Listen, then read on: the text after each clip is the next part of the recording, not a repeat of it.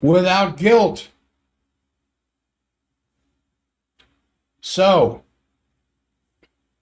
um, Nick, I wasn't aware that my mic was muted. Anyway, let me go on here. I want to talk about the big lie of the COVID 2020 back in 2020. What they said in the earliest months, things that I have referred to many times over the last 5 years that just seem to fall out of the recognition of mass media. And then I want to get back into more of the heart. And I want you to know that we have our annual gift certificates, our Christmas gift certificates are now available. If you know somebody that could be benefited by what we do, you can get a gift certificate and present it to them as a Christmas gift, of course. And we'll take it from there. Also, we're still doing the 2-for-1 through the end of the month. 2 new patients for the price of 1, and people call in and they say, I really want to take advantage of this, but I don't know anybody else that wants to do it. You can still do it by yourself. And the initial fee has been cut by 50%. And I'll be glad to sit down and talk to you about your problems. If it's not within my scope of practice, or if I don't think I can help you, we'll still have a good time chatting for a while. And then you can go on your way and I'll go on my way and we'll still be friends. If it's something that I can do to help you, then I'll need to get some pictures because I do not know what to do for you without film. I just started on a medical doctor yesterday. I have taken care of several medical doctors in the past. And I started on a medical doctor yesterday who has a private practice in the Salt Lake County area, but he knows about us and wanted to come in because of just a lot of muscle tightness throughout the back of his neck, his shoulders, down into his back, even gets into his legs. And he had the same experience most people do after their first spinal correction.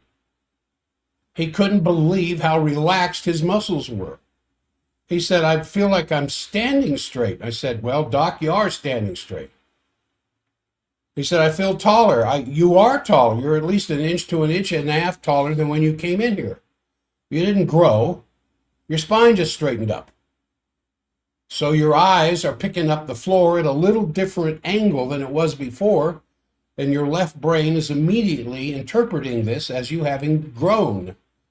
Well, you didn't grow. You're just standing up straight. And he just looked at me with a shocked look on his face. And I said, this is what everybody experiences. But it's like trying to explain salt to somebody that's never tasted salt. Until they taste it, it's just a good idea. Oh, it seasons your food. It's great on a steak. It even tastes good on a raw lemon. Yeah, but it doesn't make any sense to me. No, it doesn't make any sense till you try it. So, for the K-Talk crowd, the K-Talk crowd is the only group I have offered this discount to. Half off to those. All you have to do is say, hey, I heard Dr. Jack on K-Talk, and I'd like to take advantage of that special. You'd call 801-523-1890. 801-523-1890, and they can get the consultation scheduled. You'll be scheduled for me to take care of you at the same time. However, at the end of the consultation, if you decide this isn't what you want, then, you go on your way and I'll go on my way, like I said, and we'll still be friends. There's no charge for the consultation. And if you have imaging, if you have MRI reports, X-ray reports, previous medical blood work, labs, I would like you to bring that with you so I can see, a little bit internally what's going on with your body. That will help me to better understand if it's something that I can help you with. But what what happens 2 weeks from tomorrow? It's Christmas. I can hardly believe this. So every year we have the gift certificates as Christmas presents. If you think that there's somebody who whether they can afford what we do or not. A lot of people do not take advantage of what we're doing simply because they don't know the taste of salt yet. But I'll tell you, once they taste that salt, they're not going to go back to no salt, if you get my drift. All right, I wanted to say that. And the 2-for-1, or if you don't know anybody else, I'll still take care of you. You don't have to have somebody with you. And let's go on from, it seems to me there was something else I wanted to say in introduction here. But I just want you to know I am really grateful for this opportunity to have 2 hours on a Wednesday morning to reach the K-Talk audience and my stream. Oh, that's the other thing. We have 850 subscribers to the health show. The subscribers to the World Geopolitics show is considerably less. But the health show now has reached 850, and so we have been offered by YouTube to start a partnership program where I can now sell our products on YouTube. And so my webmaster and Hannah, who takes care of most of the online stuff that we're doing, are getting together to put together a campaign that might bring in a couple extra bucks every month, which, believe me, I need. I need it right now for sure. So let's get on with the show. And those of you who are on the stream, welcome. If you like what we're doing here, if you like the information that I provide, if you can like and subscribe, I would like to see that 850 get to 1,000 before too much longer. And I try to provide you with information that is easy to understand, but isn't commonly discussed. Like this fellow that we did a heart sound recorder on yesterday, who's listening this morning, I suspect because he listens all the time. A real salt of the earth gentleman. He's a couple of years older than me. And he had heard me talking about the heart sound recorder. The heart sound recorder is a device much like the EKG, except the EKG works electrically. The heart sound recorder works with sound. There's this microphone that sits over top of your valves. You don't have to undress. Just wear something thin clothing on the upper half. If you're a lady, don't wear an underwire bra. Just wear a regular bra. And we put that microphone over the valves, and you can see going across the computer screen your heart in real-time action in the sense of the movement and the sound that it makes. And this fellow, I don't think he'll mind me saying, his heart was pretty typical of people his age, late 70s, that's starving to death. And he had PVCs, preventricular contractions. It's a part of the arrhythmia family. And a couple of other things that were going on. But it just showed his heart isn't resting like it's supposed to rest. It's just, it's like you remember back in gym class in high school, and somewhere along the line you had to go out there and run a mile. You didn't have to do a 4-minute mile, but you had to go run a mile even if it took half a day to do it. And imagine back, I remember that. I think it was in the 9th grade where we couldn't get an A in gym class unless we could run a mile. Now, there was no time requirement, but you had to go out there, even if it was run, walk, run, walk, run, walk, walk, run, walk, you had to go out there and do a mile. Now, suppose you're doing that, but at the end of the mile, when you see the finish line coming up, oh, thank goodness here. And someone says, nope, you got to keep going. Well, I don't want to keep going. I want to sit down. Nope, you got to keep going. That's what happens with a heart that's suffering from arrhythmia. And I'm going to talk a lot more about that in relation to mitral valve prolapse here later in the program. Because Almost all heart problems, not all, but almost all, are simply the result of malnutrition, starving the heart. Now, do you have a pet? A dog, a cat, a horse, a goat, chickens? I have a cat. Just the cutest little thing in the world, the run of the litter. And when I come home, she comes running up to me and just starts snuggling with my feet and the bottom end of my legs, even before I can take my shoes off and sit down. And then I look at her dish to make sure that there's some food left over from what I'd fed her earlier. And I go sit down on the couch, and she jumps up in my lap, and I start petting her, and she just cuddles and pets and cuddles. Do you know what kind of food I feed that cat, little Lucy? In some respects, I feed her better food than I feed myself. Except I started a new program a week ago. I'm 10 days into a new program, feeling pretty good. Cut out the sugar. Cut out the sugar and cut out the grains. No grain, no sugar. 10 days later, I can't believe how much better I feel and how much clearer my head feels. However, leading up to the point where I did this to myself a little over a week ago, I had some pretty bad food choices. I've put on more weight, and if I'm always talking about how good I feel at 75, well, the truth of it is I'm winding down. I just don't have the energy I used to have. I can't work as hard as I used to work. Yeah. Poor baby. So I am absolutely changing my food choices so that I can get that energy back in there. But what do I feed my cat? She's expensive. It costs me probably close to $200 a month what I feed her. I feed her a combination of raw meat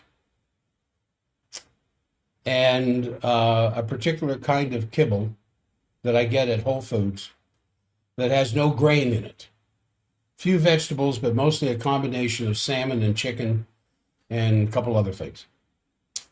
And between the two of these, she gets fed really good food. Now, I told you all of that about my cat to ask you this. What are you feeding your heart? Or do you even think about it?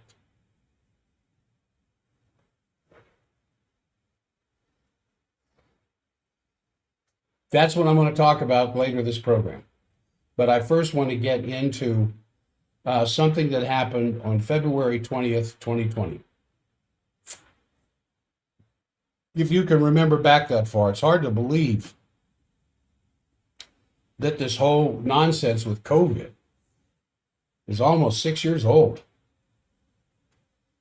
But there are some things that I want you to know about that has finally come out in the press that I was saying in 2020.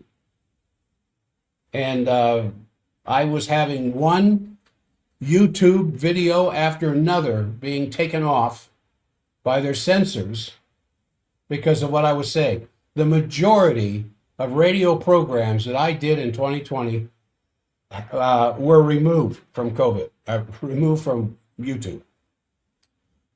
Some of them a year or two later, I think, when their bots were running through all this kind of stuff and they'd hear a particular thing that I said, boop, the whole 2-hour show disappears from the K-Talk or the YouTube registry. So I want to get into this, then I want to get into the heart and how to feed your heart. But you need a baseline indication of what your heart is doing now.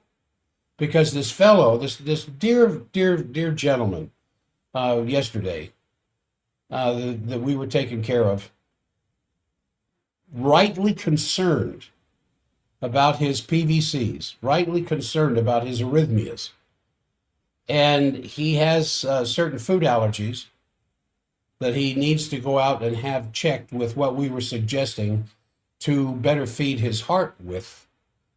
And I suspect we'll hear back from him before too long.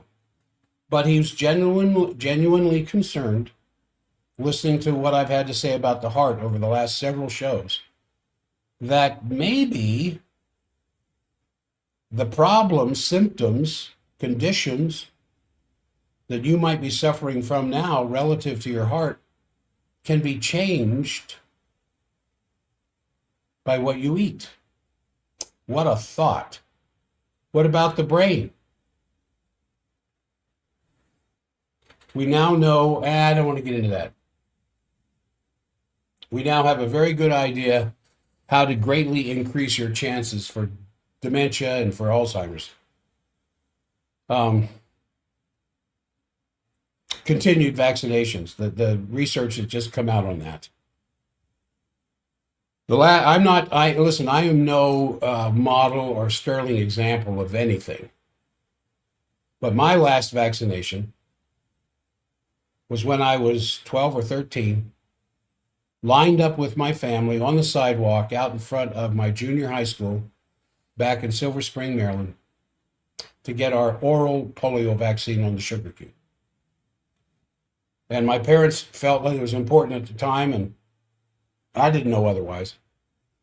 So we went and did it. And the crazy thing about that, if you had even decent digestive abilities, what was in that sugar cube was totally digested in the stomach acid. It just kind of funny.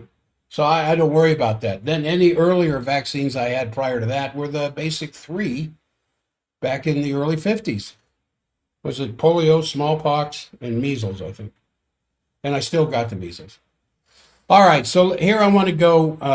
I've blabbered on here long enough. But I like the blabber. So that's the way it is. So, back in March 26, 2020, this peer-reviewed report showed up in the New England Journal of Medicine, refuting the official pandemic narrative. Now, on February 20th, a month earlier, the WHO director, General Tedros, remember him, holds this press conference warning that a pandemic was imminent and intimating that the chance to contain the coronavirus outbreak was closing. In other words, we gotta do something right now to prevent a pandemic worldwide.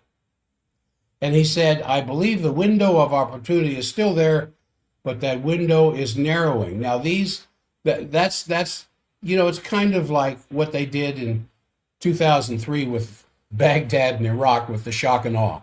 Sometimes a little shock and awe will get attention where without the shock and awe, you won't.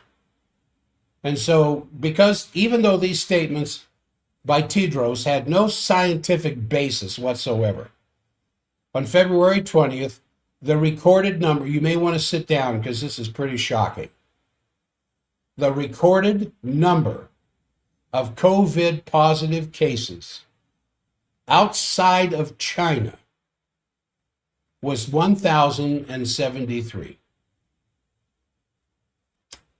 With a population of 6.4 billion who could possibly be affected by this at the time, 1,000 cases. I'm sure there were more than 1,000 hangnail cases back then. Now, the COVID pandemic was officially announced by WHO? World Health Organization, March 11th, 2020, by General Tedros. And the recommended solution, do you remember what he said? You have to go back a few years. Do you remember what his solution was when he was on worldwide TV officially announcing, the pandemic is here, run for your lives? It was lockdown. Lockdown of 93 countries, the member states of the World Health Organization and the United Nations. And what did the lockdown require? Confinement, freeze of the workplace, face masks, social distancing, of which there is no scientific evidence whatsoever that social distancing did anything to curb infectious cases. And there's some more nonsense in there. So immediately following the the March 11th official announcement, here you have this pandemic spreading across the country. In fact, it even affected my office, my chiropractic office in 2020, in the old office where we used to be, where I had members of my staff upset with me that I was not taking this seriously. And I remember saying to them, what the hell's the matter with you people? You haven't paid any attention to what I've been saying for years now? I said, this is nonsense. This is absolute nonsense. It's nothing but fear generated for a number of reasons, not the least of which is profit for the companies that are going to be showing up with vaccines. Don't think that's not in the plans. But it's crowd control. It's mass psychosis. There's hardly a more generating, more forceful effect upon human psychology than fear. Fear will often get you to do things you wouldn't normally do. Even the ability to make more money at something, you may just pass along with your laziness. But when fear enters into the picture of losing something, then we're kind of compelled to do something about it. And so when you have this mass psychosis showing up, believing this nonsense about this COVID problem, then the 193 member states falling in line to implement the lockdown and close down their economies, put people out of business, lock off your grandmother to prevent this worldwide spread of the virus, which was already spread worldwide. I remember listening to Dr. Zach Bush 3 years, 4 years, probably 5 years ago, talking about how one of the ways to find out what is spreading around the planet is to look at what's in the snow of the high mountain ranges. Because when some distillate particulate material from some Chinese industry plant that's not scrubbing their exhaust stacks like they should, throwing particulate matter into the atmosphere that gets up into the upper levels of the atmosphere, where the winds pick it up, bring it across the Pacific, drops it in our country, and it lands on the crops, lands on the grass, lands in the desert, lands in the mountainsides.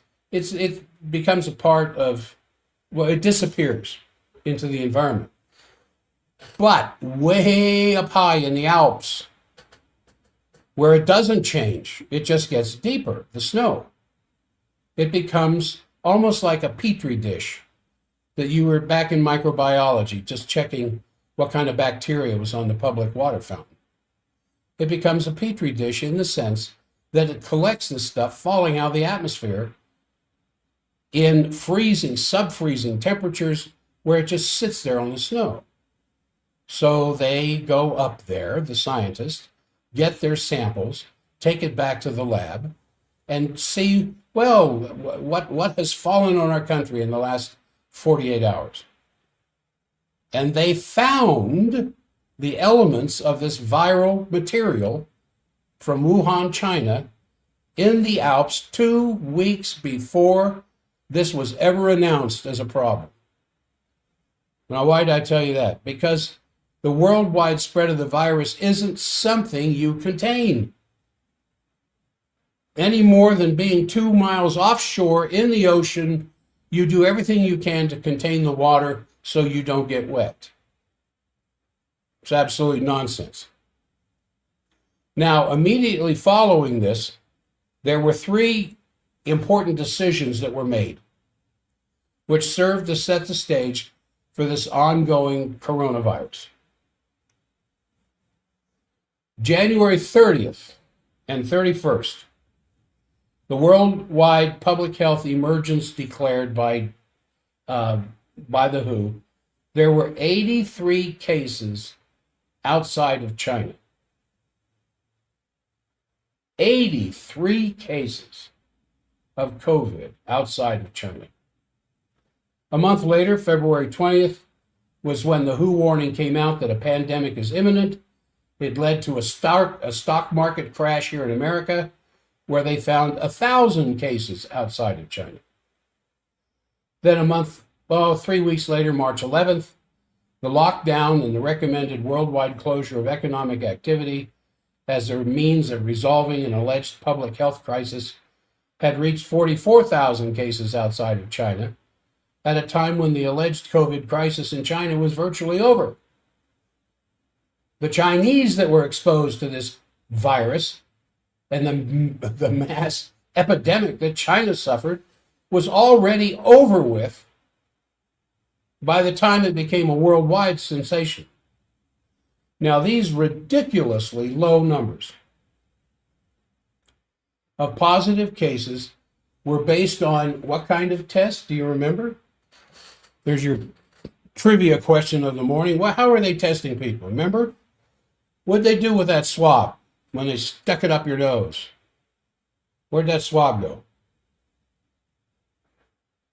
Yeah, into a PCR machine.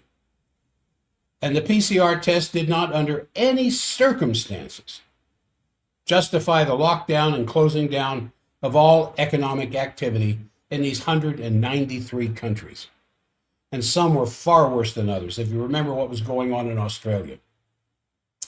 So in the wake of that March 11th lockdown, supported by the massive fear campaign that must have come out of the Madison Avenue advertising companies in Manhattan, the process of testing went into high gear. Then there was the mysterious date, later in March 26th, 2020. It's another date in March which was never mentioned in the media. It was March 26th, 2020, when the article by Dr. Anthony Fauci, Dr. Clifford Lane, and Dr. Robert Redfield was released in the peer-reviewed New England Journal of Medicine. And it was the smoking gun of smoking guns. The peer-reviewed article by Fauci categorically refuted the WHO's official pandemic statement. I'm quoting from the study that came out March 26th, and it wasn't even until April that all the media hype and the lockdown crap and everything else exploded like a rocket blasting off from the Kennedy Space Center. A month earlier, in the New England Journal of Medicine, some may call JAMA the gold standard. Some people think the New England Journal is. In this article, March 26, 2020, New England Journal of Medicine, you can go to nejm.org and look it up yourself. Quote, the overall clinical consequences of COVID-19 may ultimately be more akin to those of a severe seasonal influenza. Fauci was the lead in that article. I'm going to quote it again. The overall clinical consequences, and what would overall clinical consequences refer to? Everything you could be suffering from. of COVID-19 may ultimately be more akin to those of a severe seasonal influenza. There have been cold flu seasons that have come and gone where the flu season wasn't that bad, and when the flu season was bad, where almost everybody knew somebody missing 2 weeks of work or whatever else because they had a flu really bad, as opposed to a lighter flu season where you hardly know anybody, including yourself, that got the flu. So, in this article, published, as I said, there was an earlier one, COVID-19, Navigating the Uncharted, also published in the New England Journal of Medicine, Anthony Fauci being the lead writer. And so according to Anthony Fauci, Clifford Lane, Robert Redfield, February 28th, 2020, when we were still hardly hearing anything about this, they said this: on the basis of a case definition requiring a diagnosis of pneumonia, the currently reported case fatality rate is approximately 2%. In another article in the journal, reported mortality of 1.4% among 1,099 patients with laboratory-confirmed COVID-19. Now, laboratory-confirmed COVID-19 is different than a case fatality rate. And I've mentioned this many times over the last 5 years. About the second week in April, they stopped doing laboratory-confirmed cases of COVID-19 and replaced it by case fatality rate. The ultimate cart before the horse. In the laboratory confirmed, they would take blood samples and it would have to go into the lab to the infectious laboratories and grow and multiply this stuff to confirm the case present in a patient's blood. And as is usually the case with cold and flu season, by the time April rolls around, what happens to the flu and cold cases? Well, they start dropping like a rock because you're back outside and you've got clean air and you've got sunshine exposure and you're picking up vitamin D, without which the immune system is very weak. So that's why cold and flu season, one of the reasons why cold and flu season is in the winter months, not the summer months. And so when the numbers of infectious laboratory confirmed COVID-19 cases started dropping like a rock, they switched it to case fatality. How do you diagnose a case fatality? Hey, it looks like COVID. Put down COVID. It looks like COVID. And whoa, cases exploded like a volcano. And these patients had a wide spectrum of disease severity now. Just because it looks like COVID, well, it looks like a bad case of COVID. Well, this one doesn't look like so bad, but it looks like COVID. Write down COVID. Well, this person came in from a motorcycle accident, doc, and fractured ribs, lacerated the lung, and he bled to death internally. Well, do a PCR test on him and see if he's got COVID. List that as a case, the cause of death. I'm not lying to you. There's many cases of that. Car accident deaths, falls, cancer deaths, heart disease, heart attack deaths ended up becoming called COVID deaths because they had the COVID virus.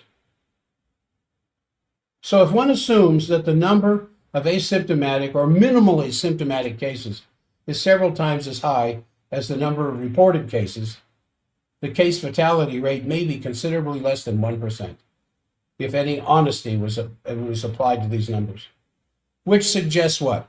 Well, that the overall clinical consequences of COVID-19, as Dr. Fauci said in February of 2020, may be more akin to those of severe seasonal influenza, which has a case fatality rate of 0.1%. or a pandemic influenza. We've had them in the past. We had a really bad one in 1957. We had another bad one in 1968. So, which is by contrast, SARS or MERS, because they were talking about how COVID was like SARS or MERS, but SARS and MERS had fatality rates of anywhere from 10 to 36%. So how convenient? How convenient was all of this? Now that article that I'm quoting from was first published March 26, 2020, exactly 10 days after the declaration of a national emergency by President Trump, March 16, 2020. Had this authoritative, peer-reviewed text been brought to the attention of the American public, the lockdown mandate would have fallen flat on its face. But if you are going to create a situation where you have the prospect of making tens of billions of dollars off of a vaccine, you had better scare the people enough that they'll run out and get that vaccine without any research on their part. Simply because the authoritative people are screaming, do it or die. Do it or die. Now, remember the kinds of comments that came out of Fauci's mouth shortly after that. In his public statements, he was saying that COVID is 10 times worse than seasonal flu. And he refuted his own peer-reviewed report. And so from the outset, Fauci has been instrumental in waging a fear and panic campaign across America. And his analysis in the New England Journal of Medicine, again, the gold standard of peer-reviewed medical research, is in sharp contrast to some of his frenzied statements on network TV, often taken out of context and misquoted by one media teleprompter reader after another. I mean, had Fauci and the New England Journal of Medicine revealed the results of their peer-reviewed report with honesty prevailing instead of bold-faced lying, the above statement, I think, would have led to the denial of the lockdown and the reversal of the policies that were being put forth by the World Health Organization. And ironically, the World Health Organization also comes out with a statement which refutes the official announcement of the pandemic. So the WHO definition of COVID-19, there are lies by commission, there are lies by omission. The media had failed to reassure the broader public. And so here I want to quote as the official WHO definition of COVID-19, followed by that of the CDC. Here's what the WHO said. Coronaviruses are a large family of viruses which may cause illness in animals and humans. In humans, severe coronaviruses are known to cause respiratory infections ranging from the common cold to more severe diseases such as Middle East Respiratory Syndrome, MERS, and severe acute respiratory syndrome, SARS. The most recently discovered coronaviruses cause coronavirus disease, COVID-19. Now here's where it gets really good. The most common symptoms of COVID-19 are fever, dry cough, and tiredness. What else could we be suffering from that might cause a fever, a dry cough, and tiredness? And these symptoms are usual, and this is the CD, or this is WHO now. I'm still quoting. These symptoms are usually mild and begin gradually. Some people become infected, but only have very mild symptoms. Most people, about 80%, recover from the disease without needing hospital treatment. Around 1 out of every 5 becomes seriously ill and develops difficulty breathing. What kind of comorbidities are present in that 1 out of 5? They don't go into that in their definition. Probably doesn't need to be there in the definition. But for those who study this, know who was it that died from COVID-19? Children didn't. It was those who were suffering from 2 or more comorbidities, like diabetes, cancer, obesity, that kind of stuff. Now here is the CDC's definition. And remember, in the WHO's definition, most people have very mild symptoms. If 80% would have very mild symptoms, what kind of a pandemic can you create from that? Now, according to the CDC, rarely mentioned by the media or the politicians, quote, influenza, flu, and COVID-19 are both contagious respiratory illnesses, but they are caused by different viruses. COVID-19 is caused by an infection with a new coronavirus called SARS-CoV-2, and flu is caused by infection with influenza viruses. Because some of the symptoms of flu and COVID-19 are similar, it may be hard to tell the difference between them based on symptoms alone, and testing may be needed to help confirm a diagnosis. It may be hard to tell the difference between the flu and COVID-19. Still quoting, flu and COVID-19 share many characteristics, but there are some key differences between the two. Now, had the public been informed and reassured that COVID is similar to influenza, again, the fear campaign, the mass psychosis would have fallen flat. The lockdown and the closure of the national economy would have been rejected outright. I just remember in the early stages, just the crap we would get for not wearing a mask. Just refusing to wear a mask. Put on your mask. Let me tell you where you can put that mask.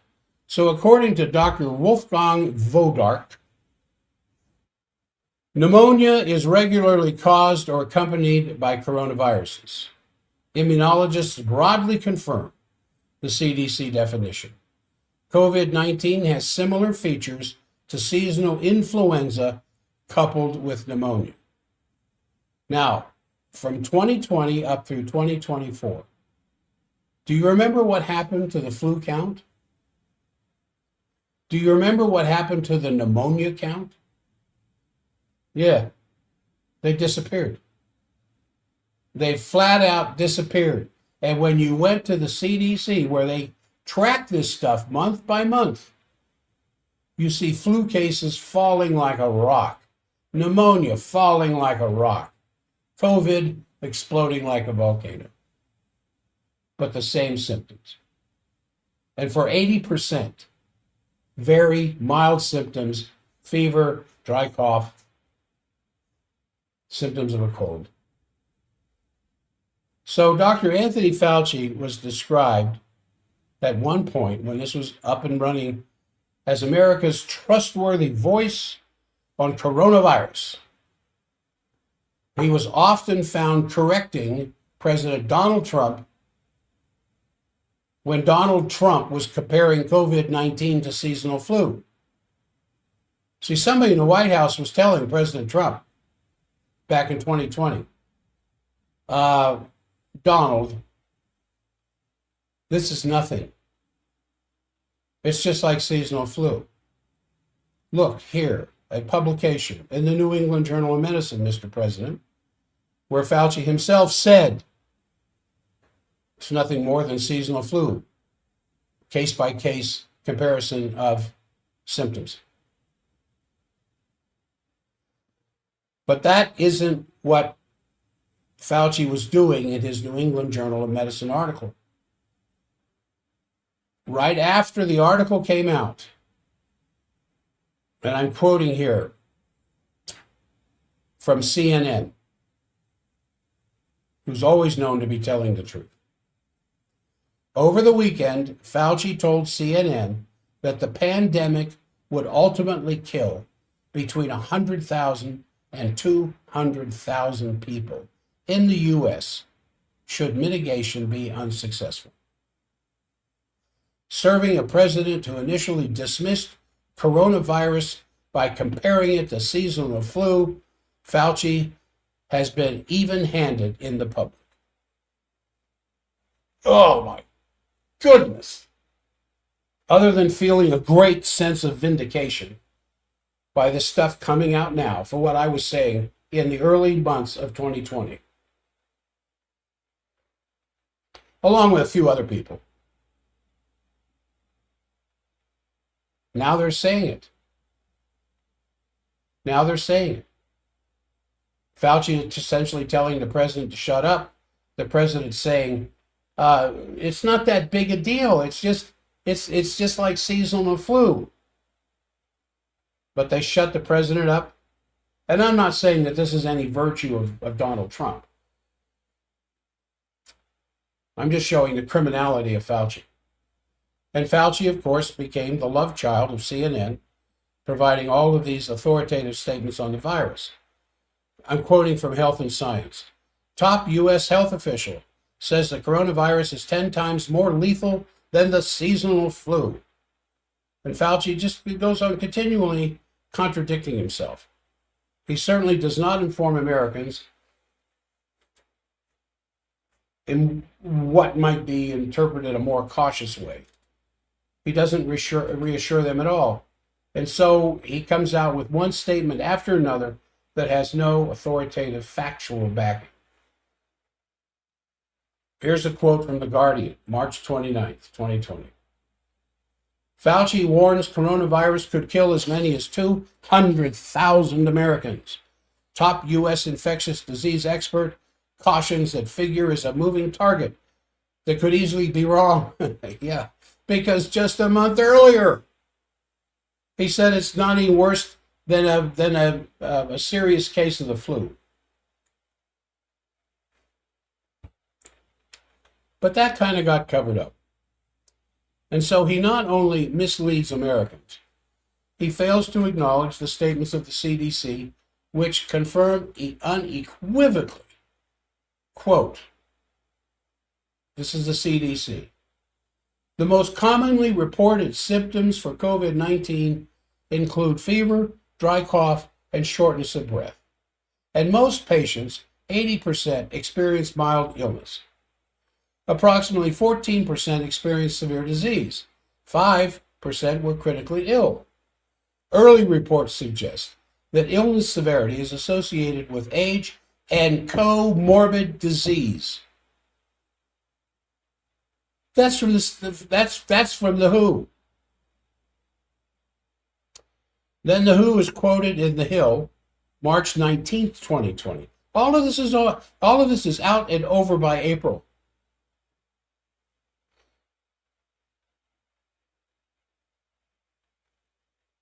Yeah, what do you do with this? What do you do with Fauci now that he's been pardoned before he even was charged with a crime? Biden pardoned him, a pre-crime pardon. Wouldn't you like that? Is there something you would like to do that's against the law?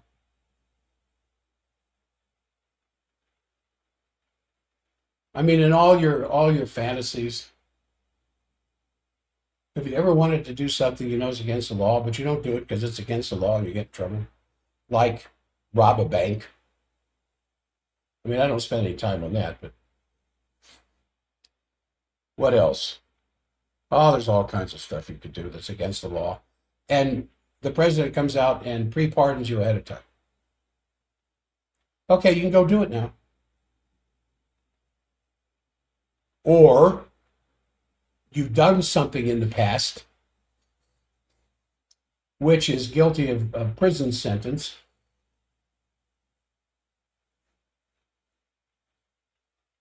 and nobody knows about it, but people begin to find out about it, and the president comes out and pardons you before charges can be placed against you. Wouldn't that be convenient? So just this month, Dr. Robert Redfield, who has done a 180, taking a firm stance against the COVID vaccine, said this: COVID-19 vaccines from Pfizer and Moderna should be pulled from circulation. This is reported on the Hill. A former Centers for Disease Control and Prevention official said in a new interview. His quote goes on: I really would like to see the mRNA vaccine use curtailed. And personally, I'd like to see it eliminated because I think there's too many unknowns. Wow. And he was a part of this from the beginning. Imagine Fauci coming out saying this kind of stuff. All right, we're coming up here to the end of the first hour with no break. I'm not complaining. If you're just tuning in, you're listening to Breaking Health Barriers.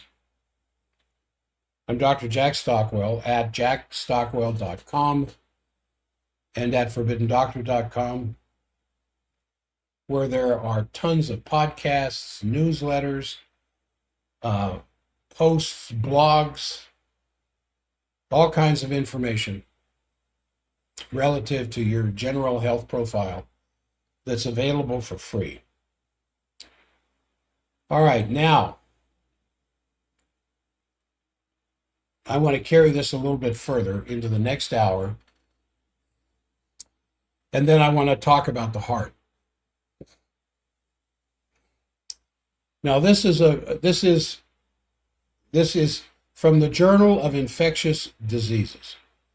And I'm going to quote from this because your subscription may have run out. But it's a peer-reviewed journal, the Journal of Infectious Diseases, the major article that just showed up.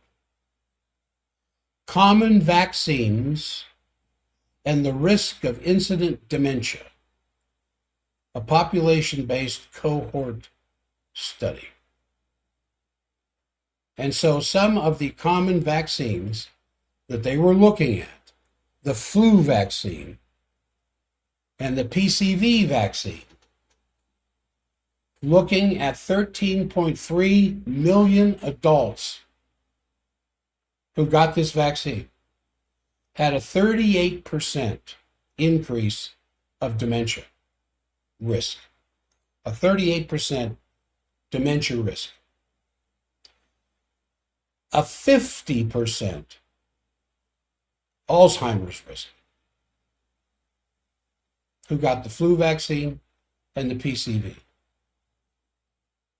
Now, I have a patient, a really nice, sweet lady. She's just a couple of years younger than me, or just a couple of years older, tiny little thing, who was almost bragging the other day before she came into the office that she had stopped by the drugstore and got her combined flu COVID vaccine. What do you do about that? I mean, it's too late to tell her not to. And legally, I can't tell her not to. When people ask me these questions, should I do this or should I do that? I say, well, you're going to have to kind of make up your mind on that. But if you were my wife, or you were my brother or sister, or you were my mother or father, as a family member, I would counsel you to do something else. But since you're my patient, I can't give you counsel in that area. You're going to have to talk to your pharmacist. The single largest, most rigorous study ever conducted on vaccines and dementia, spanning 13.3 million United Kingdom adults, has simply uncovered a very troubling pattern. Those who received common adult vaccines faced a significantly higher risk of both dementia and Alzheimer's. What's the difference between the two? Dementia is a much broader subject. Alzheimer's is just a part of the dementia family. You know, what's the difference between Utah and Salt Lake? Well, Salt Lake's a part of Utah. Utah is not necessarily a part of Salt Lake. You can have dementia and not necessarily have Alzheimer's. But if you have Alzheimer's, you have dementia. Now, the risk intensifies, of course, with more doses.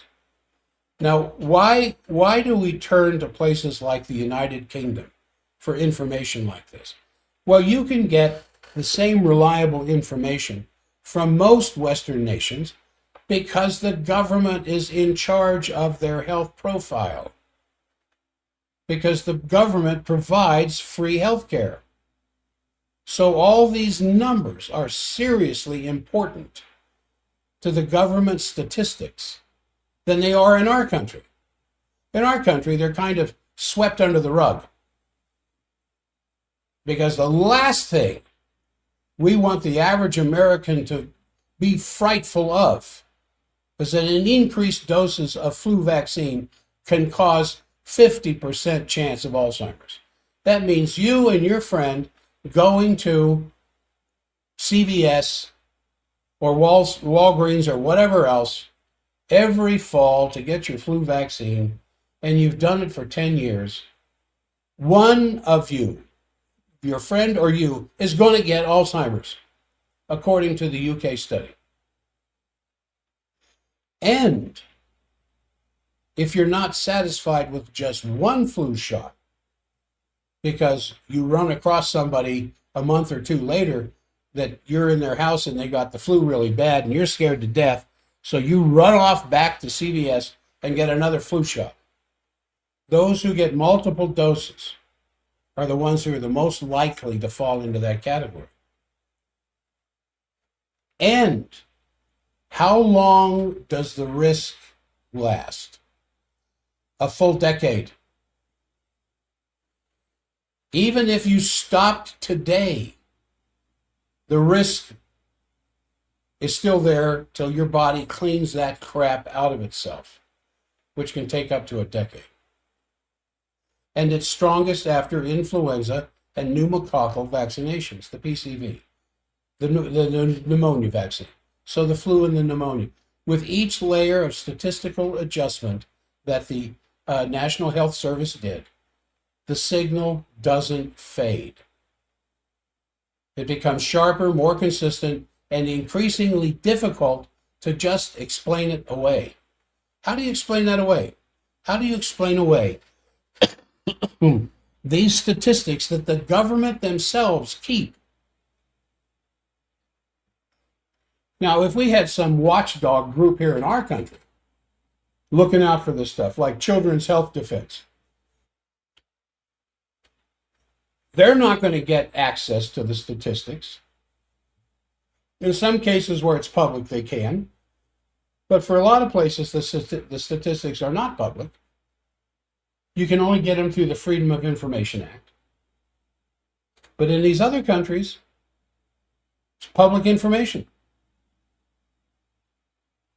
Now, critically, these kinds of associations between what is implied here, multiple doses of flu and pneumococcal vaccines, can lead to a 50% chance of Alzheimer's. The relationship, the association persisted even after adjusting for an unusually wide range of potential, what they call confounders. What could be affecting this that we're not looking into? Well, I have a list of those confounders that the UK National Health Service recognized as having an influence on this, so these things were removed before they made some final assessment of the numbers. Age, sex, socioeconomic status, your BMI, smoking, alcohol-related disorders, hypertension, atrial fibrillation, heart failure, coronary artery disease, stroke, TIA, peripheral vascular disease, diabetes, chronic kidney and liver disease, depression, epilepsy, Parkinson's, cancer, traumatic brain injury, hyperthyroidism, hypothyroidism, osteoporosis, dozens of medications ranging from NSAIDs and opioids to statins, antiplatelets, immunosuppressants, and antidepressants. Did I leave any out? Even after extolling this extensive list, the elevated list risks remain strong and remarkably stable. This should be on the front page of every newspaper. It should, coast to coast in this country. It should be on the evening programs. It should be showing up in a lot of health-oriented podcasts. Vaccinated adults had a 38% higher risk of dementia.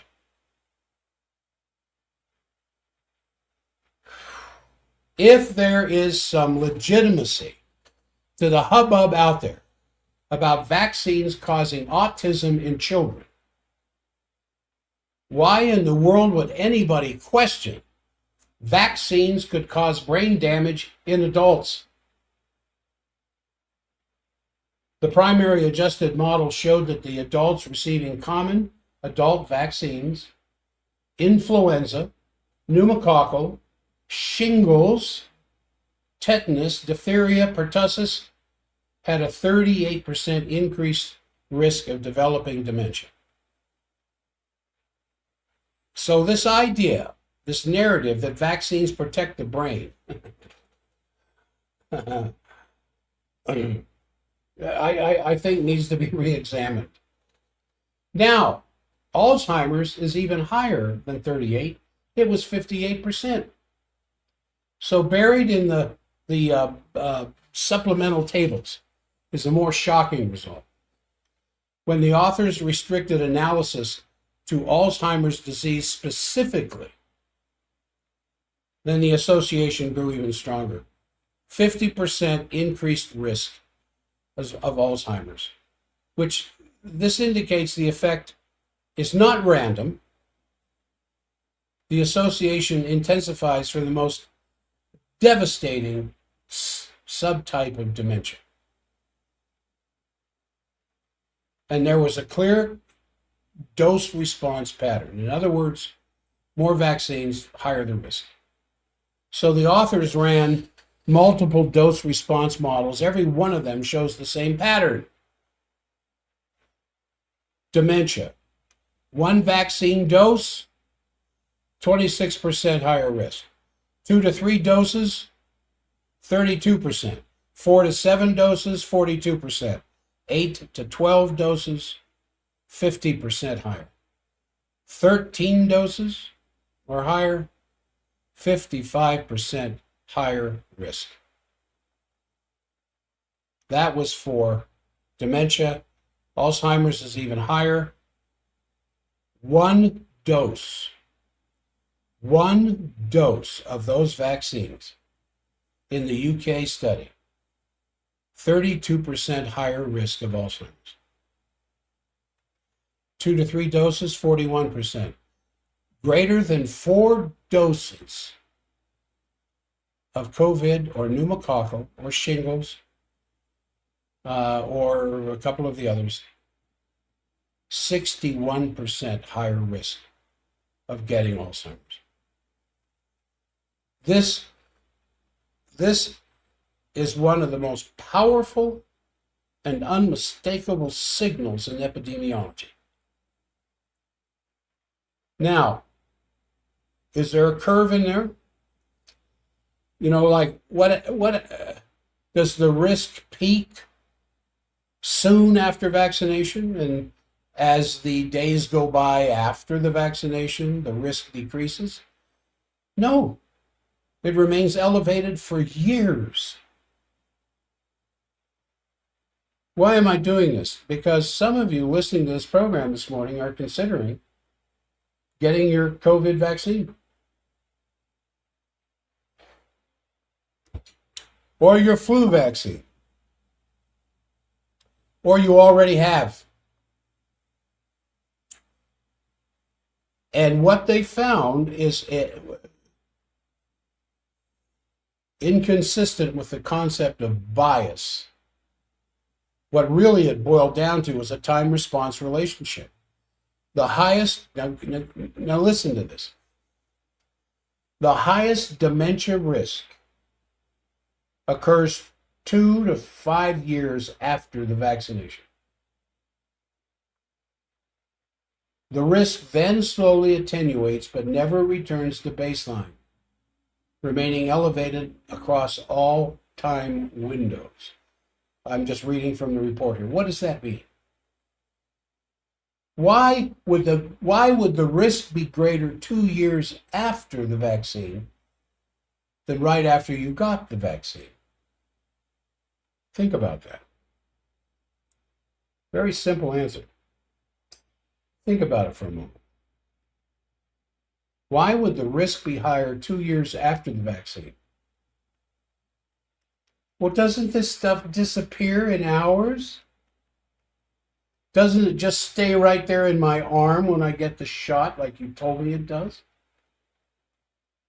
I don't have to worry about it spreading anywhere else in the body, the least of which would be my brain. Doesn't the body wash that stuff out of itself soon after the shot, like you told me it does? I can't even begin to count the number of lawsuits based on those two lies of people suffering horribly from side effects of just COVID alone. Why would it peak at 2 years to 5 years? Well, we know by a Japanese study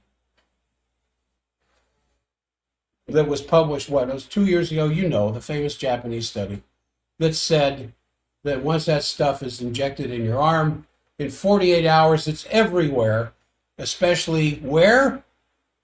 The ovaries, the breast, and the brain. Now, if they find elements of this vaccine in the brain 48 hours, why does it take 2 years? Because of one of God's miracles, the blood-brain barrier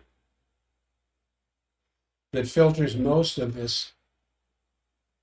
What I want to call it is a word that starts with S and ends with T, out of your bloodstream as best as it can.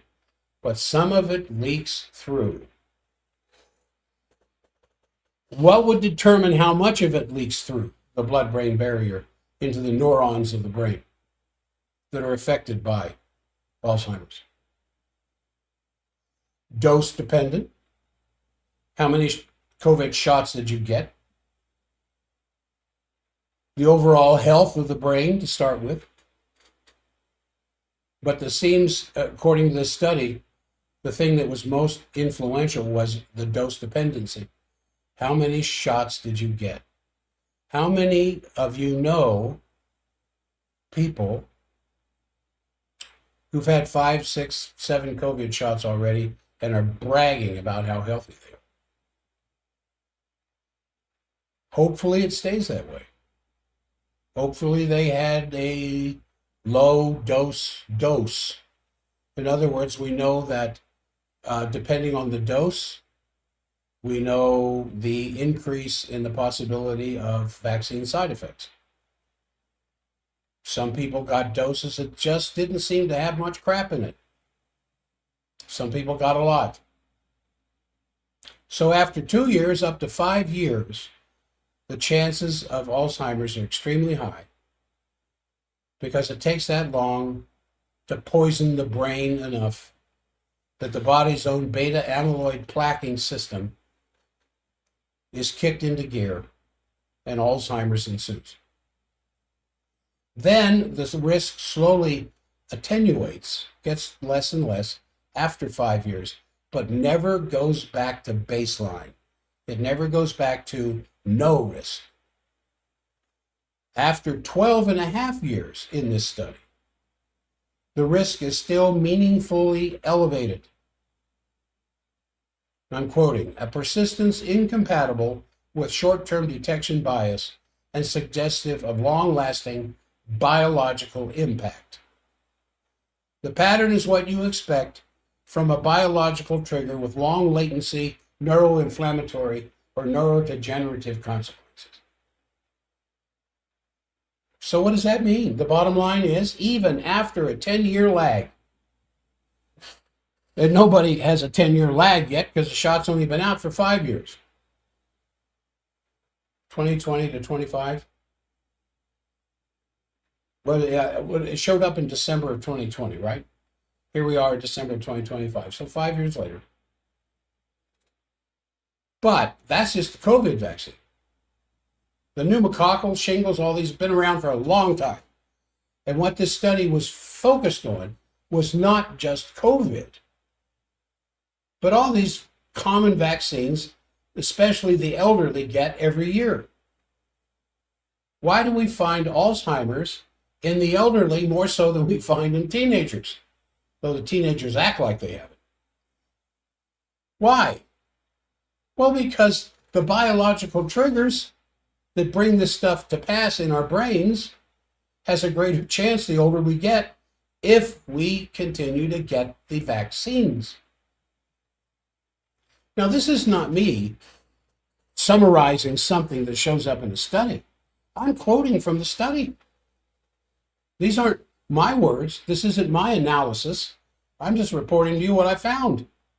Even after a 10-year lag, 10 years from your last shingles, 10 years from your last pneumococcal,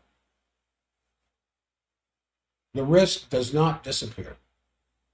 So when the authors applied a long 10-year lag, trying to eliminate, early detection bias, the elevated risks persisted. Dementia and Alzheimer's, and Alzheimer's still a little bit higher than dementia overall.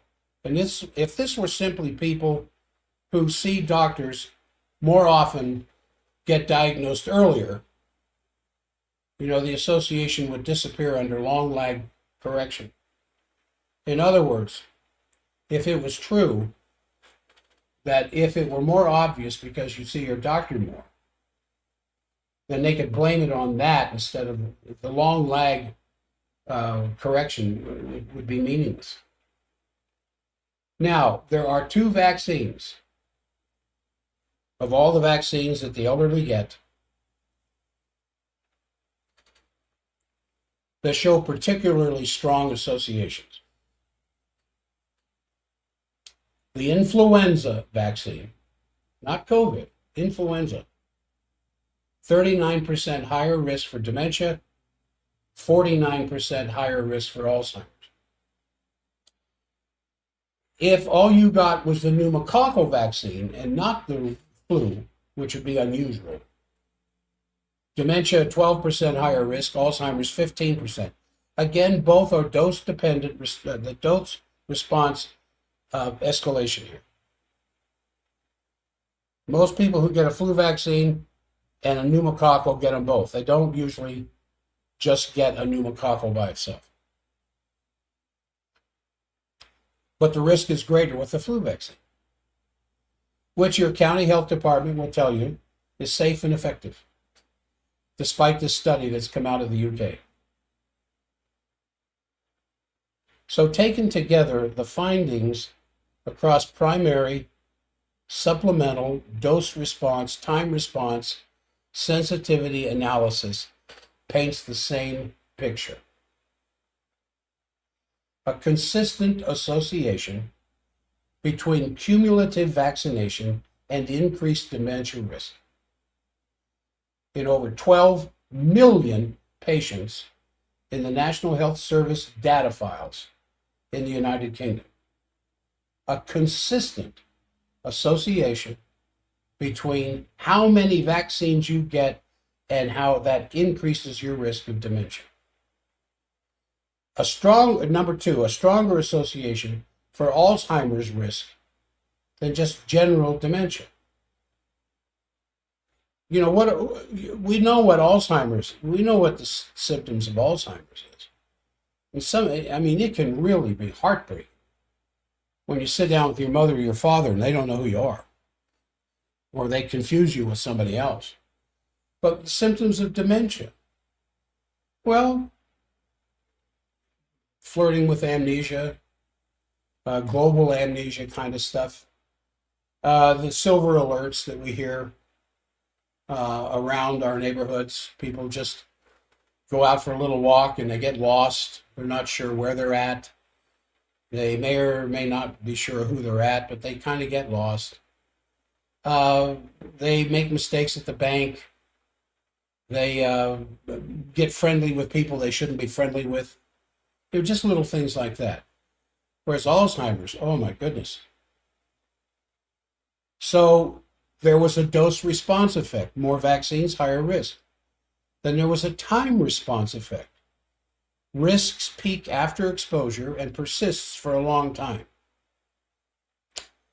And then the influenza and pneumococcal vaccines strongly drive the signal. And the association remains after a 10-year lag correction in what are called active comparator controls. This is the largest single study ever conducted on vaccines and dementia.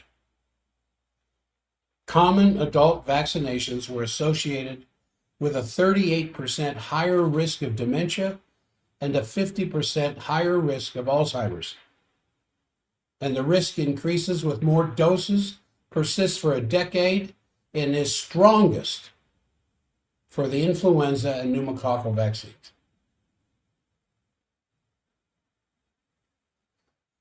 Now, as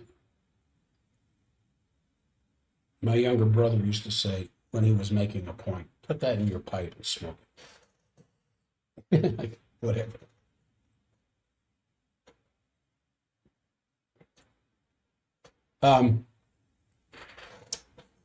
So what else? I think I've hammered that.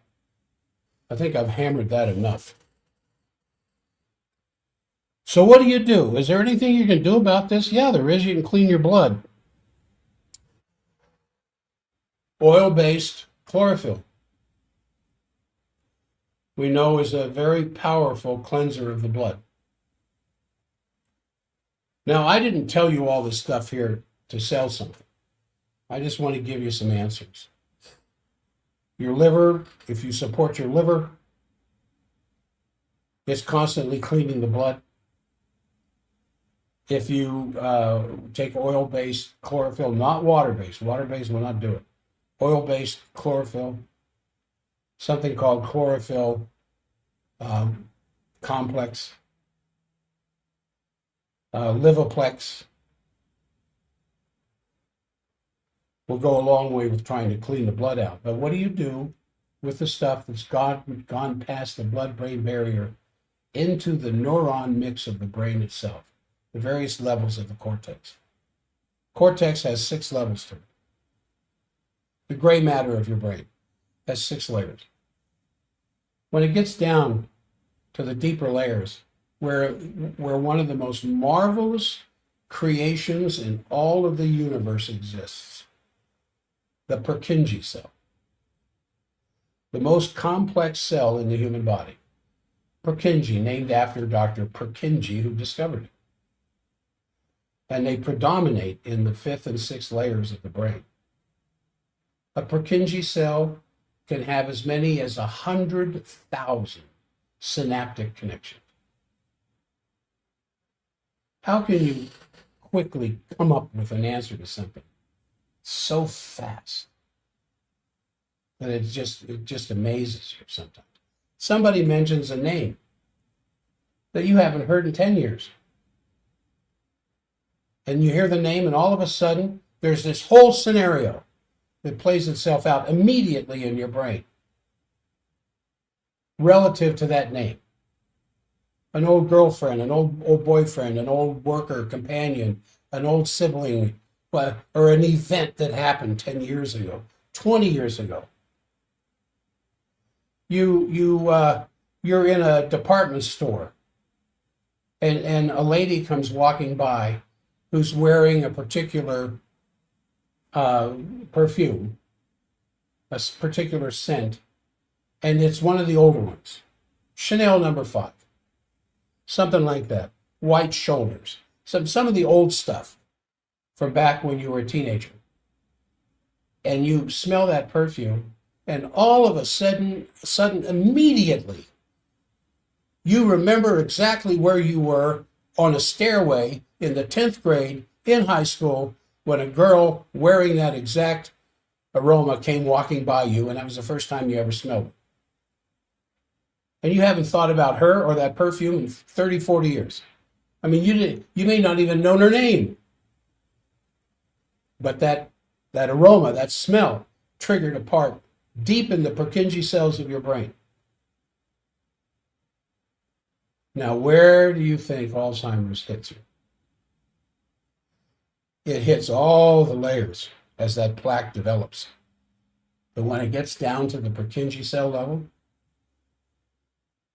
look out, because there it goes. Is it reversible? They haven't found a way, to my knowledge, and I've studied this for decades. They can slow it down. And there are nutritional supplements, and there are foods specific for making the brain healthier that had you been eating all along, you may not have gotten dementia, you may not have gotten Alzheimer's. But once it gets started, it's like stage 4 cancer. You can slow it down a little bit, but it's very, very difficult to stop it. I hope I'm not being too depressive here. I hope I'm opening your eyes to, if you're getting ready for a big family visit to Walgreens to get your family flu shots, you might want to rethink it.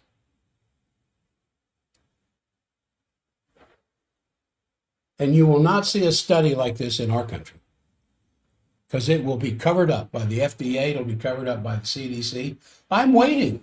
I'm just waiting for some response. I'm waiting to hear something about this.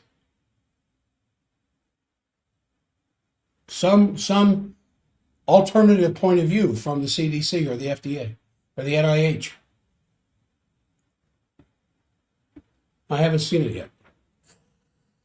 All right, now I want to get to something that had to do with the death of my mother, who died in 2022. She died just a few months after 9/11, in January, during mitral valve replacement surgery, LDS hospital. And she couldn't get up and walk across the room without pain in her chest, pain in her heart. She couldn't, she spent most of the day sitting in a chair watching TV, the last few months of her life. And I had talked to her about doing some supplemental support of the heart, but she had a friend, close friend, who had just had a mitral valve prolapse surgery repair and had come out of the surgery very positive, had strength and energy, and was able to do what she couldn't do before. And so my mother said, I want that. And she asked me what I thought. And I told her, well, it's kind of one of these 50-50 type things. It could save your life and add years to your life with far less pain and suffering, especially from the angina you were feeling. Or it won't work, but either way, I don't think you'll be any worse off than you are now. And of course, I was wrong. She died during the surgery. And I think I've told you the story before. it should be a 5-hour operation to replace the mitral valve. The mitral valve is sitting between the left atrium and the left ventricle. I think I talked a little bit about this last week.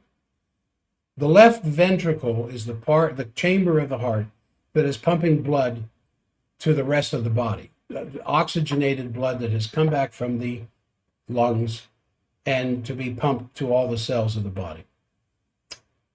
And the mitral valve is the valve between the atrium, left atrium, that receives this oxygenated blood from the lungs to pump it into the ventricle, which is much bigger than the atrium, much stronger, so it can pump the blood out of there up through the aorta into the body. Well, in order to pump the blood out of the ventricle, the valve that let it into the ventricle has to slam shut so the blood goes up the aorta, not back up into the atrium. Well, that's the job of the mitral valve. And the stronger, healthier your mitral valve is, the greater your ejection fraction. You may have heard that term before. The ejection fraction is what percentage of the blood that gets into the ventricle actually gets pumped up into the aorta and out into the body, with the idea of having an empty space behind that new fresh blood coming in from the left atrium can fill that ventricle back up for the next heartbeat. And the weaker that mitral valve is, the more blood gets squirted back up into the atrium and not up the aorta. In other words, when I hear a patient telling me they have a 35% ejection fraction and their heart surgeon wants to do surgery on them, and I said, well, your surgeon must have explained this to you. Oh, yeah, it's just not enough blood is getting pumped. Yeah, because most of that good blood is getting pumped back up into the atrium because your mitral valve isn't strong enough to shut properly. Now, there's a lot of things that can cause a weak mitral valve, I'm going to get into. Because when we did this scan on this fellow yesterday that I mentioned at the beginning of the show, it's very weak. It just his mitral valve is in pretty bad shape. Now, I don't diagnose. I'm not a cardiologist. I don't diagnose cardiomyopathies. But this device has been around for decades. It was finally digitized a few years ago. I still have one of the original models that used a tape running through the machine, just like you get a tape with an EKG. And it showed up about the same time that this doctor from Germany brought the EKG into America. And heart disease was just beginning. This is a long time ago. And the cardiologists of the day didn't really see the relevance of this machine. And it took a while for it to get deep into medical diagnosis. Now, of course, it's just standard. You walk into an emergency room with chest pain, they're going to put an EKG on you right away. And the EKG is looking for electrical patterns. That's why they put the leads on your body in different places. And different leads indicate different parts of the heart and different types of function. So that when they do an EKG, they can see PVCs, they can see pre-ventricular contractions, they can see arrhythmias, all this kind of stuff that's showing up on the scan. Well, the device I use does the same thing, can see all this stuff. And so with my mother, she finally decided to get the surgery. And I was visiting her the night before the surgery. And she wanted a blessing. I gave her a blessing, one of the oddest blessings I ever gave anybody in my life. I'm not going to go into it, it's too personal. But the next day, at 8 o'clock in the morning, she goes in to have mitral valve replacement surgery. And to kill time, my wife and I went to see a movie because I couldn't I was just too nervous about the whole thing. And I didn't want to sit there in the hospital. And so they said, she should be out of surgery in 5 to 5.5 hours into recovery. And then we can talk about it. We'll get in touch with you. They had my phone number.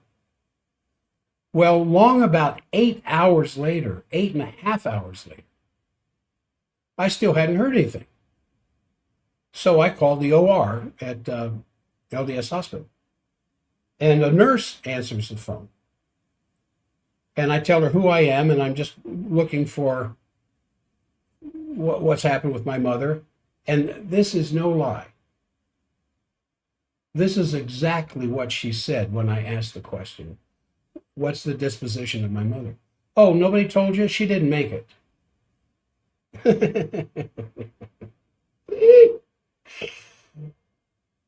Just as, just like Snow White would be trying to tell you that your loved one had passed away, and as gently and as considerate as possible. Oh, nobody told you she didn't make it. So, by this time, I'm already in my truck on the way to the hospital, and I meet with the surgeon, Dr. Jones. And he said, we had the cannulas in her heart 5 different times for heart bypass so that they can replace the valve. And he said, when we would put the sutures through the myocardium to lock in this new valve into her heart muscle, the sutures would just pull through the heart tissue. He said it was just absolutely beyond his understanding how she could be alive even before the surgery with the heart muscle so weak and so deteriorated that the sutures would just literally rip through the heart tissue. Just imagine the last time you had a laceration, on your hand or your arm or whatever, and you had to get some stitches on your face, whatever. And as they were putting the needle through the skin and pulling it tight to close the laceration, the thread, the suture would just pull right through the tissue.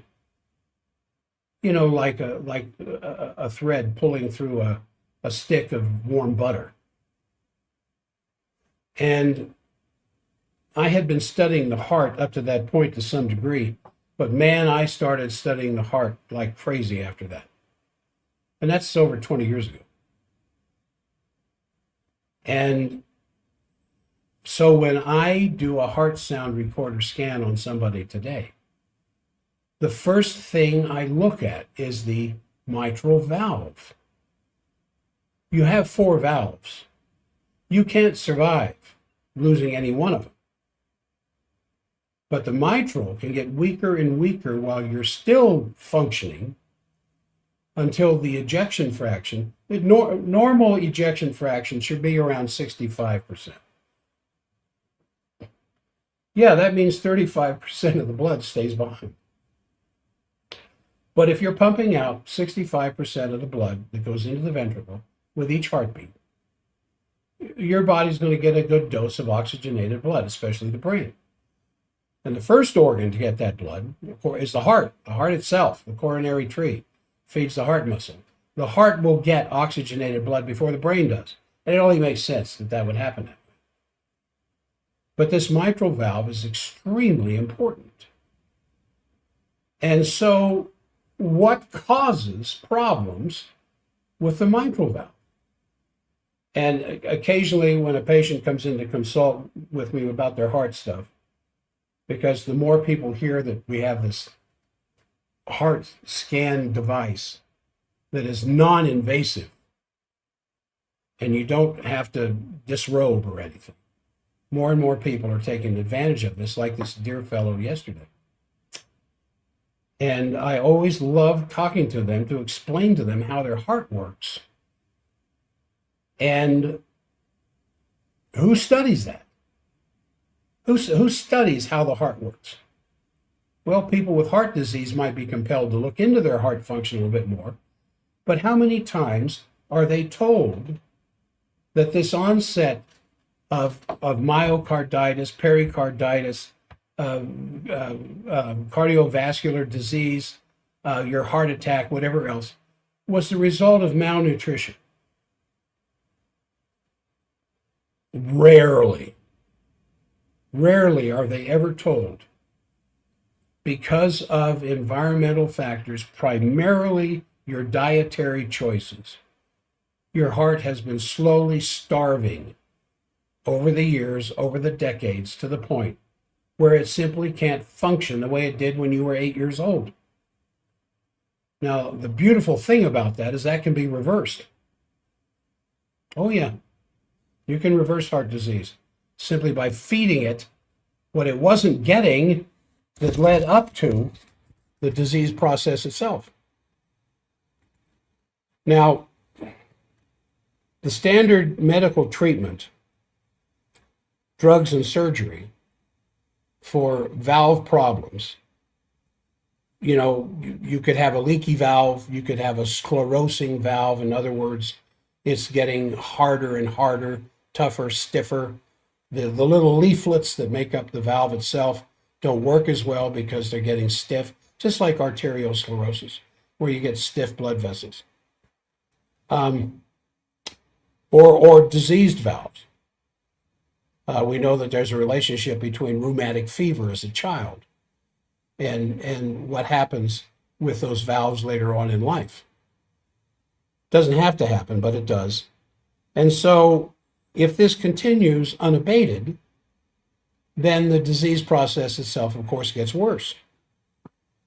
And if you have a heart valve that is so diseased from viral or bacterial infections, then or so calcified that it can no longer function properly, it is very great at this point in your life to have a skilled cardiovascular surgeon who can fix that. Heart surgery has just come so far, year after year after year, that some of the things 20 years ago that were considered incredibly risky heart surgery, today is just like setting a broken bone and sending you home. Now, but for every one of these cases of disease of the valves, like the one I've been describing, there are dozens of other cases for which standard medical treatment would be completely incorrect. Now, I know that's a lot for me to say something like that. But when it comes to the mitral valve, back in 1999, the New England Journal of Medicine reported what we have known all along. All those dire diagnoses of mitral valve prolapse have been that have horrified patients for no reason. And according to the New England Journal of Medicine, most of these kinds of cases of valvular disease have no known etiology, no known cause, other than bacterial or viral problems or calcification. Where's this stuff coming from? Well, that's rather critical information. And if you are familiar with any of the shows that I have done in the past talking about this, mitral valve prolapse, tens of thousands of Americans are diagnosed with this every year. And when combined with the other valvular disease diagnoses, mitral valve prolapse is epidemic in this country. And if you are diagnosed with one of these conditions, you could be placed at extreme risk by ensuing medical treatment that involves surgery and powerful drugs for life. I'm serious. The most debilitating of all drugs that we are prescribed are heart drugs. You get a pacemaker, defibrillator, you get on 2 or 3 or 4 different heart drugs, you can't get off the couch where you could before the drug. And today, the new danger, what they're finding out now, is that a lot of these replacement valves are metallic. Now, my mother was going to get a pig valve. We seem to have the least amount of problems with the parts of a pig inside of our body compared to any other animal out there. But they also have these metal heart valves that's known as the St. Jude valve. And it can destroy your red blood cells, producing an anemia that's incurable still without more surgery. Now, I think you can see that with living tissue, blood flowing through these valves and the valves slamming shut each time the next chamber beats. There's a softness to it. But with some of these metal valves that they have, the opening and closing of them just lacerate the red blood cells. So left untreated, a metallic heart valve-induced anemia can kill you. And all this for a condition that usually is just simply a symptom of severe nutritional deficiencies or imbalances. And this deficiency leads to leaking heart valves, heart murmurs, heart arrhythmias, angina. And so what do we do about it? Now, prolapse just means it's falling forward. Any of you ladies that have uterine prolapse, you know what I mean. With mitral valve prolapse, the mitral valve is not firmly in its place, but begins to lean forward a little bit. Gravity is pulling it forward, which makes the opening and closing of the valve even more difficult. Now, the pronouncement, if you're having valve problems, will be made that your heart valves are leaking and that you're going to need open heart valve replacement surgery. There are techniques now for valve replacement surgery that do not need to open up the chest. They can do it through catheters. I mean, just as I was saying a while ago, just amazing advances in cardiovascular surgery. And the more time goes by, the greater some of these advances are. But I'm not here to promote the surgery. I'm here to promote what you might do in lieu of the surgery if the problem isn't bad enough that your life depends. If your life depends upon it, go get the surgery, for Pete's sake. And a lot of times you'll be told your life depends upon it. But in some cases, it's not that bad yet, and they'll try to use drugs. I'm suggesting you use food. Food is specifically designed to strengthen the heart. And so what you're going to be told is that a mechanical heart will replace your original valve. Excuse me. And thereafter, you are going to be subjected to a lifetime of powerful, toxic drugs and you're always going to have a thinner in there, a blood thinner. They used to use Coumadin. Some doctors still use Coumadin because there is a antidote to Coumadin. But Eliquis is the big one now, and there's no antidote for Eliquis. As they put you on the prescription for Eliquis, they just kind of pat you on the back and say, don't bleed. Or you might be told that you have an unstable angina, most likely caused by a blocked pulmonary artery or often some other kind of, a coronary artery or some other kind of a cause. And you'll be subjected to angiography, usually followed by angioplasty or stent surgery, followed by a lifetime of powerful toxic drugs. Or if your heart has murmurs or it skips a beat, beats too fast, beats too slow, beats abnormally, You'll be subjected to angiography, which, where they put dye into the heart muscle to see where the blockages are. And maybe even followed by some shock therapy or ablation to burn the nerve endings in your heart. The same prescription for lifelong powerful toxic drugs will ensue. Now, what you won't be told if you have mitral valve prolapse or some serious heart disease leading towards this, most heart disease problems is preventable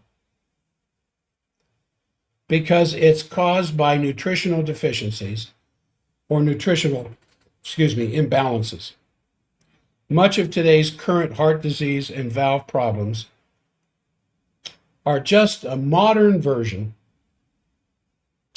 of a B vitamin deficiency disease called beriberi of the heart.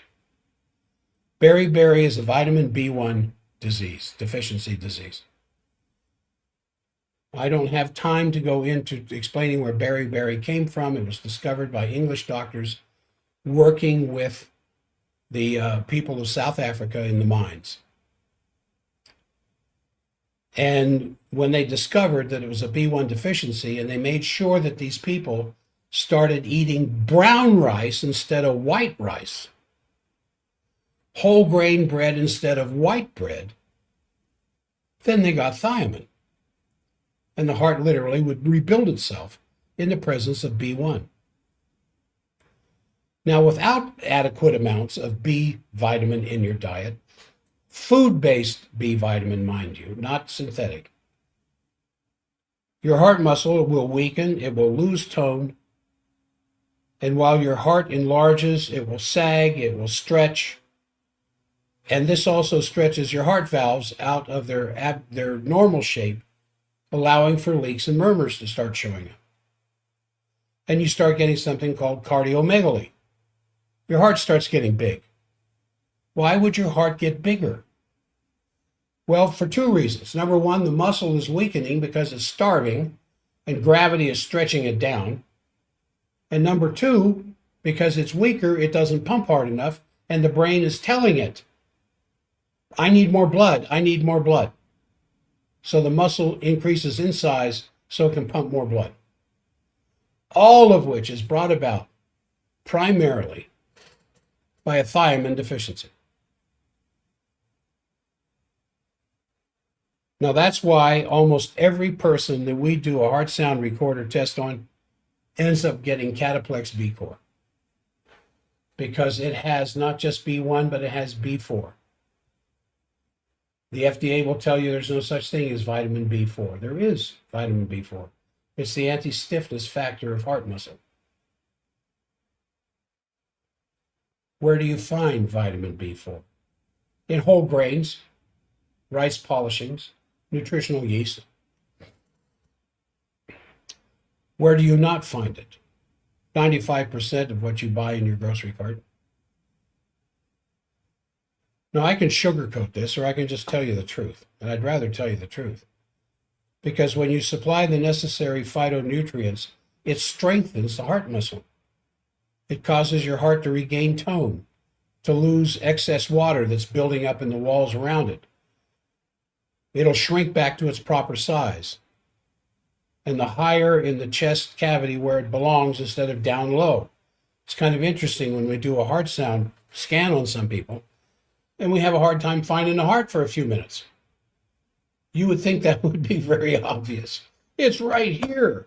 No, in a lot of people, it's sagged off to one side, or it's sagged down even lower because of years of malnutrition, and the heart muscle just can't hold its place in something called the mediastinum, and it begins to drop down. So I grab my stethoscope and start listening to where the heart is. Oh, it's over here. Put the heart sound recorder microphone over here, and you'll see the mitral valve response. To me, it's funny. Maybe it's not funny. And once all this happens, your heart can once again pump oxygenated blood more properly, alleviating the chronic fatigue and the cardiac invalidism. Now, your doctor is not going to tell you this because your doctor is not going to relate nutrition to heart disease or heart failure. They're just going to tell you, well, this drug does this drug does that. I'm going to put you on this prescription. And then we need to do some more tests. We want to do a stress test. Let's look at an electrocardiogram. We might want to do some angiography. Put a little dye in the bloodstream and check, where it's going to show up, showing me the blood vessel distribution of the heart muscle itself, so we can see where there's some blockage. And then a lot of times the widowmaker, the just descending anterior coronary artery, is completely blocked. So we're going to try a stent. If the stent doesn't work, then we're going to have to do bypass. If you're ever told that, you might ask this question. If it's completely blocked, doc, how am I alive? Well, they love questions like that. Oh, it's not a matter of being alive. The heart pain that you have, the angina that you're suffering from, the weakness, the dizziness, the chest pain, the pain in your arm, all of that is because that blood vessel is blocked. And we either have to replace the vessel by bypass surgery, and we may have to do 2 or 3, double, triple bypass, or maybe we can put a stent in there and force the artery open. There's an awful lot more to this. I spent so damn much time with the vaccines. I'm not being able to finish with the heart like I want to. But much of angina is just nothing more than a Charlie horse of the heart, just a heart cramp. Like you get a cramp in your hamstrings or a cramp in your calf muscle or a cramp in the muscles in your hand, something like that. It's just a muscle cramp. And if it is properly fed, those things don't happen. So I probably will pick up with this in next week's show to complete this so that you understand that you can rehabilitate your own heart through nutritional changes, not the least of which are some very powerful supplements that are food-based, not the synthetic stuff. The synthetic stuff won't do this. Only food, only Mother Nature's food will repair the heart that if we had been eating all along, like our great-grandparents who had no heart disease in their generation, ate from the farm. When you eat from the grocery store, then you got to trade nutrition for shelf life. All right, I think that's going to do it for today's show. I want to mention the Heart Sound Recorder. There's a nominal charge for it because I got to pay Trudy to do it. She's very good. She's very good with this and interpreting the signal that results. But we sit down together, and then the two of us will talk to you about what we found and what we suggest you do. And one of the coolest things about what we suggest that you do is that if you will do it for 20 minutes, we can retest you and show immediate improvement in the scan. No organ in the body responds to improved nutrition faster than the heart. And likewise, no organ in the body suffers more from malnutrition quicker than the heart. And so now we are seeing with some of the people that we do the heart sound recording on, especially teenagers, weak hearts in teenagers. Anyway, you call the office 523 or 801-523-1890 to schedule it. It takes about a half an hour, and you don't have to undress. Also, our gift certificates now are available if you would like to be able to pass on to somebody else the benefits of the work that we do. And the 2-for-1, the annual where I take care of 2 patients for the price of 1. That's a thank you to the K-Talk audience who's made my success in the work that I do possible because of the number of people that I've been able to take care of from K-Talk Radio. So that's going to do it. I'm going to close down the stream. If you can like and subscribe, it helps the numbers. We're up to 850 subscribers now at the Breaking Health Barriers. Thank you so much for that. And then I will see you Monday.